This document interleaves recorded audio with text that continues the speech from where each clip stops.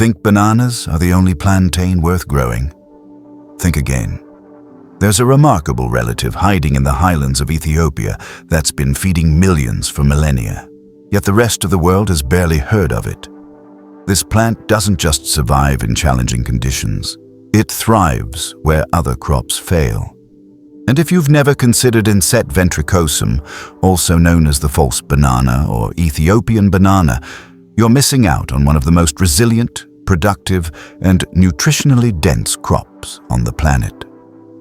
After years of studying heritage crops and sustainable food systems, I've become convinced that this overlooked giant deserves serious attention from gardeners, farmers, and food security experts worldwide. Today we're diving deep into everything you need to know about Ensete ventricosum, from its ancient origins to its modern potential. Stick around because the way this plant reproduces is absolutely fascinating. And that bonus tip at the end will change how you think about drought-resistant food crops. Let's start with what makes Ensete ventricosum so extraordinary. This massive herbaceous plant looks remarkably similar to a banana tree, which explains its common name, but it's a completely different species with completely different uses. While bananas are grown for their fruit, Ensete is cultivated for its starchy pseudostem and corm, which provide carbohydrate-rich food that can sustain communities through lean times. The plant has been domesticated in Ethiopia for at least 10,000 years, making it one of Africa's oldest cultivated crops. Today, it remains a staple food for approximately 20 million people in Ethiopia, yet it's virtually unknown outside the region. That's a tragedy because Ensete possesses characteristics that could make it invaluable in our changing climate. The plant is drought-tolerant, can grow in marginal soils, requires minimal inputs, and produces more edible biomass per unit area than almost any other crop. The single mature Ensete plant can weigh over 400 pounds, with much of that weight consisting of edible material. The plants can reach 20 to 30 feet in height, with enormous paddle-shaped leaves that create dramatic architectural presence in any landscape. But this isn't just an ornamental curiosity. This is a serious food crop with untapped potential. The growing requirements for Ensete ventricosum are surprisingly flexible, which is part of what makes it so valuable. The plant originates from the Ethiopian highlands, where it grows at elevations between 5,000 and 10,000 feet. This means it's adapted to cooler temperatures than true bananas, tolerating light frosts that would damage or kill banana plants. Ensete performs best in USDA zones 9 through 11, but can be grown as a summer crop in Zone 8 with protection. The plants prefer rich, well-draining soil with consistent moisture, but they're remarkably tolerant of less than ideal conditions. In its native Ethiopia, Ensete grows in areas with annual rainfall of 40 to 80 inches, but established plants can survive extended dry periods by storing water in their massive pseudostems. This drought tolerance is increasingly valuable as climate change brings more unpredictable rainfall patterns. The plants grow in full sun or partial shade, making them adaptable to different garden situations. Unlike bananas, which are heavy feeders requiring constant fertilization, Ensete is relatively undemanding. The plants respond well to compost and organic matter, but will produce even in poor soils where other crops struggle. This resilience comes from the plant's evolutionary history in challenging highland environments, where survival meant adapting to variable conditions. Propagation of Ensete ventricosum is one of its most interesting characteristics. Unlike bananas, which produce suckers that can be separated and replanted, Ensete reproduces primarily through seeds. This might seem like a disadvantage, but it actually offers unique benefits. Seed propagation means genetic diversity, as each seedling is slightly different from its parent. This diversity provides resilience against pests and diseases and allows for selection of superior individuals over time. Ethiopian farmers have been selecting and improving Ensete for thousands of years, creating hundreds of locally adapted varieties suited to specific conditions and culinary uses. The seeds are produced in the plant's inflorescence, which emerges after several years of vegetative growth. A single seed head can contain hundreds of viable seeds. The seeds are relatively large, about the size of peppercorns, and germinate readily with proper treatment. Fresh seeds germinate best, losing viability after a few months of storage. Plant seeds about an inch deep in rich potting mix and keep consistently moist. Germination takes 4 to 8 weeks, and seedlings grow slowly at first, establishing their root systems before pushing out leaves. Young plants need protection from full sun and should be hardened off gradually before transplanting to their permanent location. Space plants at least 6 to 10 feet apart, as mature specimens become massive. Some varieties of Ensete also produce corms at the base that can be divided, though this is less common than seed propagation. The timeline from planting to harvest is one aspect where Ensete requires patience. This isn't a quick crop like lettuce or radishes. Ensete typically takes 3 to 7 years to reach harvest size, depending on variety and growing conditions. This long growing period might seem like a disadvantage, but it's actually a form of food security. The plants essentially serve as living food storage, accumulating edible biomass over years until it's needed. In Ethiopia, families often have Ensete plants at different stages of maturity, providing a continuous supply of food. Once a plant reaches harvestable size, it can be left standing for several more years if food is abundant, serving as insurance against future crop failures. This long-term approach to food production contrasts sharply with our modern focus on annual crops that must be replanted every year. The plants are typically harvested before they flower, as flowering signals the beginning of the plant's decline. However, some plants are allowed to flower and produce seeds for future planting. The harvest itself is labor-intensive but yields enormous quantities of food. A mature plant is cut down and the pseudo-stem and corm are processed to extract the starchy pulp. The processing of Ensete is an art form that Ethiopian communities have perfected over millennia. The harvested plant must be processed relatively quickly after cutting, as the material begins to deteriorate. The outer layers of the pseudo-stem are peeled away, revealing the starchy inner tissue. This inner material is scraped out using specialized tools, creating a pulp that looks somewhat like shredded coconut. The corm at the base of the plant is also grated or chopped into the pulp. This raw pulp is then fermented, a crucial step that makes the starches more digestible and creates the characteristic flavor of Ensete products. The pulp is placed in pits lined with false banana leaves and covered with more leaves and weights. Fermentation continues for several weeks to several months, developing complex flavors and improving nutritional availability. The fermented product, called kocho, has a tangy, slightly sour taste reminiscent of sourdough. Kocho can be stored for months or even years, providing long-term food security. When needed, kocho is mixed with water to form a dough that's wrapped in leaves and baked over a fire, creating flatbreads that serve as the staple carbohydrate in Ensete-dependent communities. The flavor is mild and slightly tangy, perfect for accompanying spicy stews and sauces. In addition to kocho, the young flower bud and inner leaf midribs are also edible, cooked as vegetables. Nothing from the Ensete plant goes to waste, with leaves used for roofing, wrapping food, and even making rope. The nutritional profile of Ensete is impressive, particularly when you consider its role as a staple food. Kocho is primarily carbohydrate, providing the calories needed for energy-intensive agricultural work. The fermentation process increases the availability of minerals and creates beneficial compounds.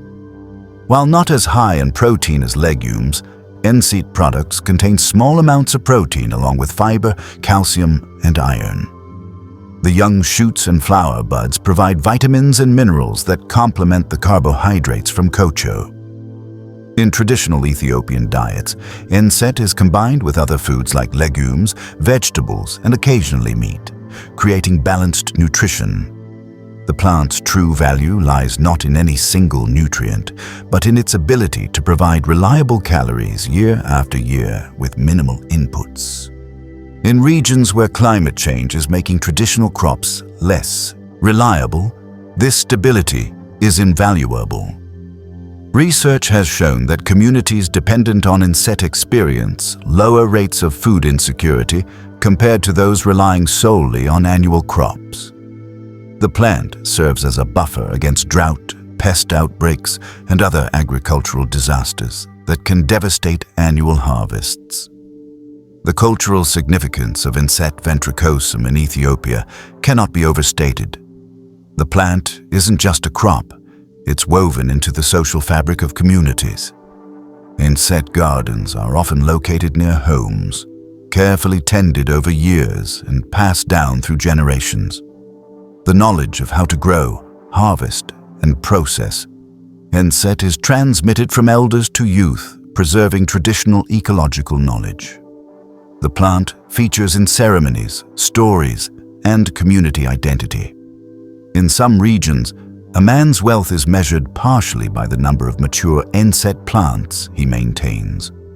The plants provide more than food, they offer economic security, as mature plants can be sold in times of need. The leaves are used in construction and craft, creating additional value beyond food production. This deep cultural integration means Ensete cultivation is more than agriculture. It's a way of life that sustained communities through countless challenges over thousands of years.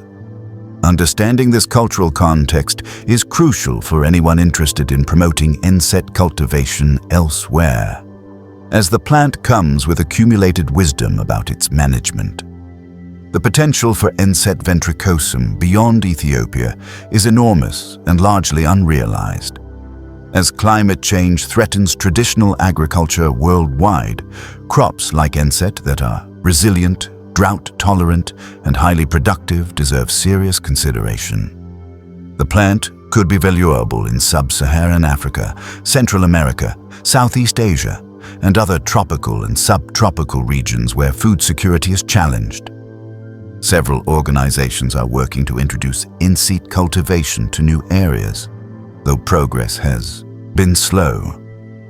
Part of the challenge is the long generation time and the specialized processing knowledge required. However, these obstacles aren't insurmountable. Modern breeding techniques could potentially reduce the time to harvest, and processing methods could be adapted to local preferences and available technology. Some researchers are investigating whether Ensete starch could be extracted and processed similarly to cassava or potato starch, creating products familiar to international markets. In home gardens in subtropical climates, Ensete could serve as an ornamental that also provides emergency food security. The dramatic appearance of the plants adds tropical flair to landscapes, while the knowledge that they represent stored food provides peace of mind. Even in areas where the plant can't be grown to full maturity for harvest, it can be cultivated for its architectural beauty and educational value.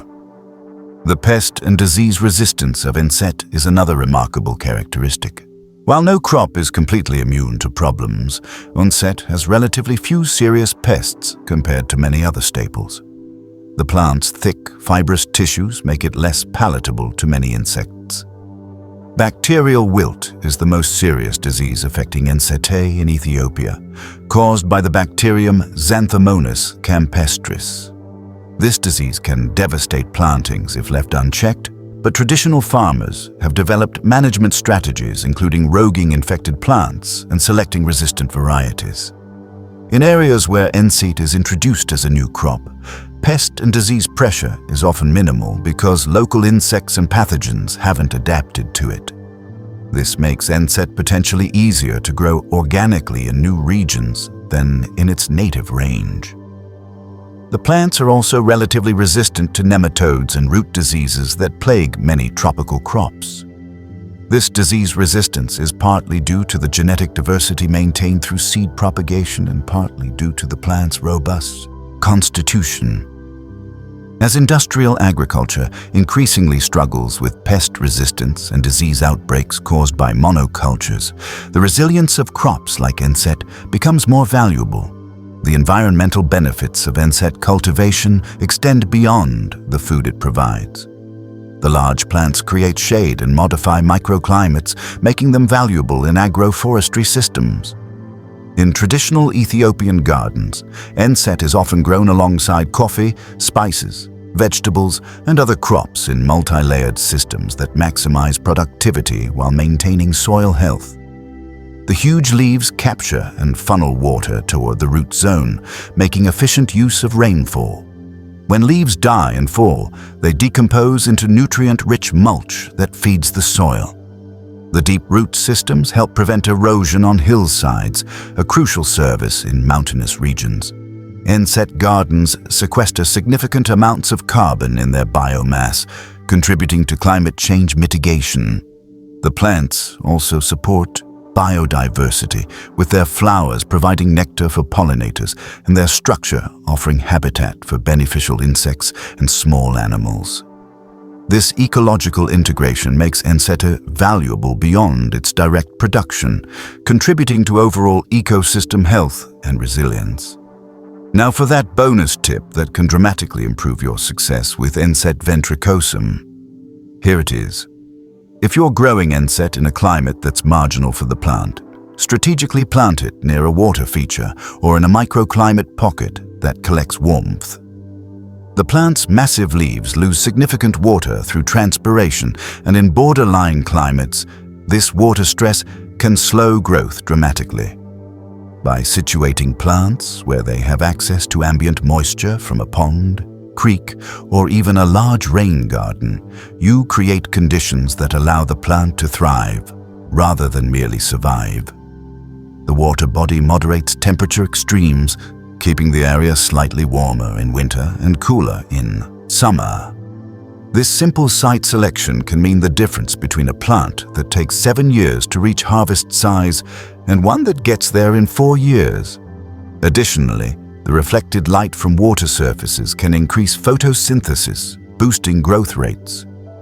Ethiopian farmers have known this for generations, often planting Ensete in valley bottoms or near springs. This traditional knowledge, refined over millennia, offers lessons that can be applied anywhere.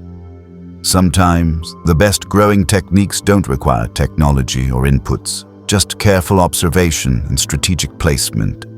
Ensete ventricosum represents more than just another crop option. It's a testament to the ingenuity of ancient agriculturalists who domesticated and refined a plant that could sustain communities through the toughest times.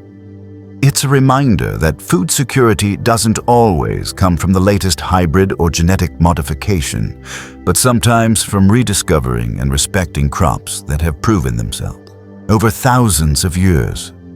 As our climate becomes less predictable and food systems face increasing pressure, plants like Ensete offer hope and practical solutions. They're not magic bullets, but they're valuable tools in building resilient, sustainable agriculture.